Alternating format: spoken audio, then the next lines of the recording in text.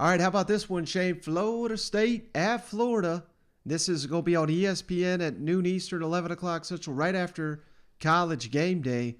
The Gators favored by 2.5 points. The over-unders at 59 total points. And Florida leads the all-time series, 36-26. Who you got in the matchup? You know, Mike, this game, there's 3 teams that are not bowl eligible right now. The Florida Gators, the LSU Tigers, and the Vanderbilt Commodores. A list I thought I would never hear. A list that could change this Saturday, Mike, and it has to change within. It has to be these players. It has to be these fans not giving up. It has to be this coaching staff that's still there, getting the most out of the players. They're padding their resume. They're putting some game film out when they got to lead a team. Somebody has got to give us something this week because Florida State is not a good team. You know what I'm saying? The best athlete on that field for the Florida State Seminoles is that little Indian that comes out on that horse and he stamps that spear down in the field. That's the best athlete they've got in that locker room right now. Okay, and he doesn't wear a helmet, thank God. There's no reason the Florida Gators should lose to Florida State. There is no reason that this program, even without game prepping, shouldn't be able to come out and secure a win and move on to bowl season. This is huge, man. This buys your next coach more time. So I want to see them come out and play, brother. I want to see them play Gator ball. Just cut loose. You ain't got nothing to worry about now, okay? Your coach can't get fired again. So come out, have fun. I think that's the thing. Cut loose. I want to see an aggressive offense. One thing that drove me nuts about Dan was just how conservative he was at times with Emory. I think whoever takes over lets these kids play. I mean, they've got weapons. They've got running backs. They've got receivers. They've got tight ends. They've got all they need to move this ball up and down the field. So that's what I hope when these young coaches come in and say, hey, let's just let these boys play. So give me the upset because they got Florida, right? No. Florida's a favorite now, aren't they? Yes, by 2 points. Okay, well, I got them favorite by 10 points. How about that? Give me them Gators 31, Florida State 21. Yeah, and I should have mentioned that, Shane. Like you said, Florida's playing for their bowl life. So is Florida State. So this is a do or die type game here in a rivalry. It sounds like Emory Jones out for the game. Emory Jones likely out for the game. It looks like it's going to be Anthony Richardson as long as he's healthy. Hell, that's the thing. We don't even know if he's really healthy. So, I mean, there's a outside shot. The number 3 quarterback is going to go. I don't think it's going to go quite that far for the Florida Gators. But this is a game, Shane, where Florida needs to show some pride. And they need to show up against their rival with so many interim coaches. They got injuries left and right.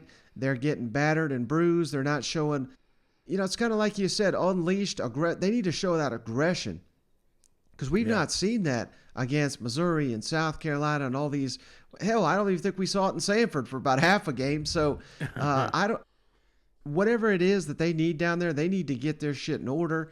Florida State's won 5 of the last 7, and they're 2-2 on the road. So this is a team that is capable of winning on the road, while Florida, their only loss at home was against Alabama, and that was, at the first month of the season. So, man, there's things to like about both these teams, but I hate to do it, Shane.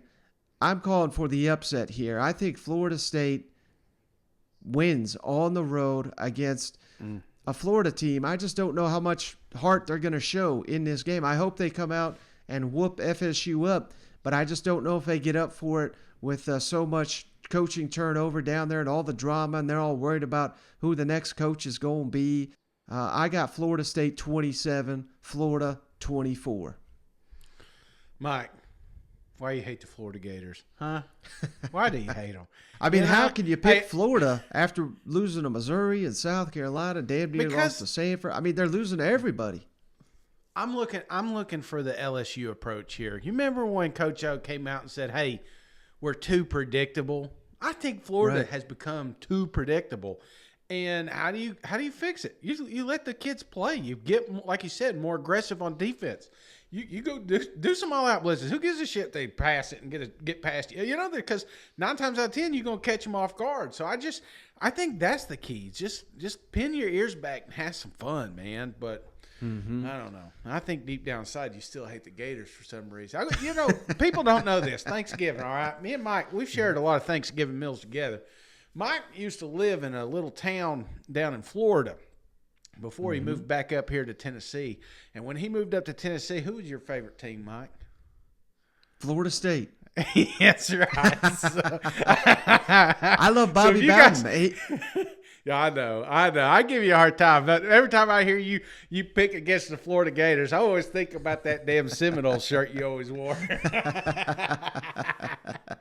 Well, Bobby Bowden, he ain't on the sideline no more. You know what? So, and I will say this, Shane. If Florida State, if they can't beat this Florida team with all their injuries, with coaching situation where it is, they might as well fire that idiot they got down there, Mike Norvell, because he ain't never going to beat the Florida Gators if he can't beat them here. And who knows? Florida State might be looking for a coach before long because you're right, man. They suck too, but hell, they're winning more than they've been losing here lately. Florida's the exact opposite. And I will say this, Shane, it's looking more and more. We've already kind of said it, but sounds like old Billy Napier is going to be the head coach down there. Right before we hopped on the line, there was a report from Pat Dooley down there. He's been covering the team for about 30 years. He says, look for Billy Napier to be named the coach Sunday or Monday down there in Gainesville. Hey, let me ask you something because I'm just curious. Playing devil's advocate here. Let's say Florida does win here and they make a bowl game and they hire Napier. Now, he can't coach that game, can he? No. Like, is he allowed to be around the team until the season's over, or like can he be in the facility? How exactly does that play out? He just has to wait till the season's over, or can he? Yeah, my recruit? understanding is he can address the team. Obviously, he can meet with them, but I don't believe he can hold practices, and he can't coach in the game. Now, I don't know. I have no idea Louisiana how good they are. I think they're playing for their conference tournament, so I would think it'd be one of those deals where if they are, he's probably going to stay for the conference championship game, which would be a week from now. So, he may be named the coach and start recruiting for the Gators, but he may have to stay there in Louisiana for a couple days. Okay. Yeah, I was just wondering how that would play out. So would it be? You think it'd be beneficial they hit a bowl, or do you think it would be beneficial they didn't, so he could get on campus sooner? Yeah, it's almost like it'd almost be more beneficial if they didn't, because you want those guys to get extra practices, I guess, but it wouldn't be. It'd be in the old system, so they could get some tackling drills in, but I don't know. I'm sure the players want to.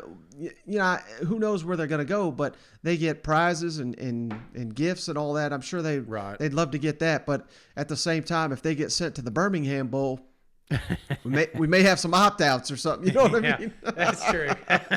That's true. I was just curious, man.